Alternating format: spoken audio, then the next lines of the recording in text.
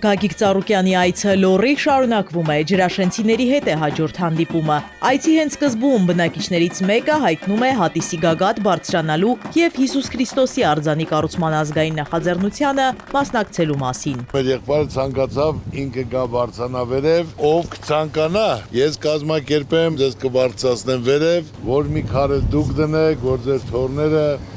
բոլոր բարեկամներ իմանան, որ մասնակցել եք այդ շինարարությանը։ Հիասթափված են լոռեցիները, ցանկանում են հայրենիքում մնալ, բայց բարեկեցիկ կյանքով ապրելու հնարավորություն չկա։ Գագիկ Ծառուկյանի հետ անկեղծ զրույցի ընթացքում ամենամտահոգիչ և սուր հարցերն են բարձրաձայնում։ Հիմա ասենց ոտքով, այսենց քայլենք,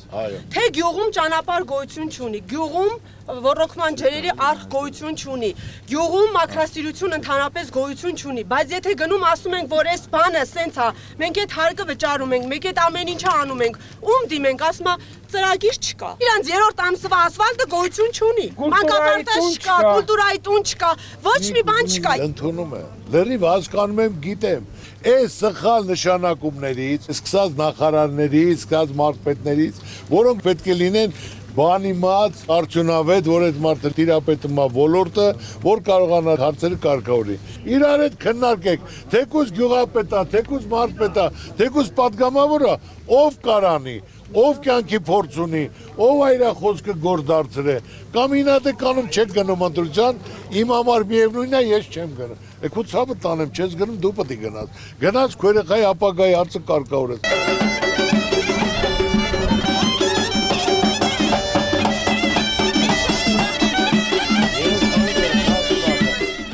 Հաջորդ կանգառը Գարգար գյուղն է։ Այստեղ էլ ընդունելությունը ջերմ է, զրույցը բաց ու անկաշկանդ։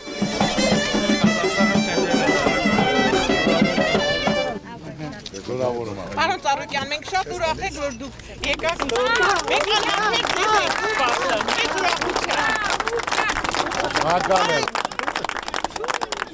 Աշխատանքի բացակայություն, սոցիալական դժվարություններ, մարդիկ Գագիկ Ծառուկյանին է ներկայացնում բոլոր մտահոգությունները։ ԲՀԿ ղեկավարը քաջատեղյակ է, հորդորում է չհուսալքվել, համախմբվել, միասնական ջանքերով արդյունքի կհասնեն։ Միասնական չլնեք, ոչ մի բան չի փոխվելու։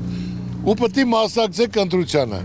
Դա ձեր երեխայի վաղվա ապագայի խնդիրն է։ Ես էլի ձեր Ծառուկյանն եմ, հասնելուց պատրաստ եմ օգնել, բայց դրանով երկիր չի կառուցվել, ճիշտ հասկացեք։ Հիմնական պետք է ճիշտ ծրագրեր լինի, կարողանան կազմակերպել, հնարավորություն տալ, որ մարդիկ աշխատեն ապրեն։ Ուշադրության առանցքում նաև տաքսիների վարորդներն են։ Գագիկ Ծառուկյանը բարձրաձայնում է տուգանքների և բալերի անարդարացի կիրառման հարցը, շեշտում բալային համակարգը թիրախավորում է ամբողջ օրը ղեկին անցկացնող վարորդին։ Բալերը սպառելու դեպքում նրանք զրկվում են վարելու իրավունքից, կանգնում գումար վաստակելու խնդրի առաջ։ Ժամեր շարունակ ղեկին անցկացնող տաքսիստը չի կարող հավասարեցվել 1-2 ժամ մեքենա քշող վարորդին։ ԲՀԿ ղեկավարն առաջարկում է վերանայել միավորների թիվը։ Մտահոգիչ է նաև վարորդական իրավունքից զրկելու վերաբերյալ հարուցված վարույթների աննախադեպ քանակը։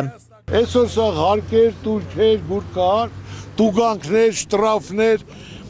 այսօր մենք ունենք 180,000 միայն պրավայի համար դատական պրոցես, որ այդ մարդիկ արտասահմանել չեն կարող գնալ։ Լավ, պրավա է, հասկացանք, դրա համար կարելի է մարդուն դատել, ինչի համար։ Պետք է դա հանվի, որ մարդիկ արտասահմանել գնան, գան, այդ հարցը պետք է կարգավորի։ Կամ դնում են նույն տաքսիստին, որ իր տունը պահում է, նույն ասեք թե այդ միավորներն է, չեմ, որ մարդը գնում գործի գալի։ Հասկացանք, կարա տարվա մեջ 10-ած սխալվի 8-ա, բայց տաքսիստը առավոտ ցիրիկուն երեխաացը տեղով է վաստակում։ 24 ժամ, 14 ժամ քշում է 5000 ավել առնի։ Ասենք եթե պրավեն էլ վեգալակ ձեռից։ Ոնց է տունը պահել, ինչ անելու։ Կարելի է տաքսիստին ասել, քոնը 10 միավոր չի, տաքսիստի միավորը 30-ն է։ Մարդը մտքի մեջ է կաղում է լույսի տակով անցավ, արդեն տուգալ է։ Կա օրենքներ, որ պետք է փոխվի։ Մարդը իրան պետք է դնի դիմացինի տեղը։ Եթե քո մասին մտածող կա, դու քեզ լավ ես զգում, որ մտածում են քո մասին հնարավորություն է տալու։ Որ կա չկա նույն հաշիվն է, դու հիասթափված, կոտրված, մտքերի մեջ ոչ ժպիտ կա, ոչ փայլ կա։ Հրաժեշտից առաջ Գագիկ Ծառուկյանը գյուղացիներին հորդորում է չհիասթափվել և ամուր կառչած մնալ հայրենի հողին։ Իզաբելլա Հովհաննիսյան, Ալեքսանդր Կիրոյան, Սինիկ Մայիլյան, Էպիկենտրոն։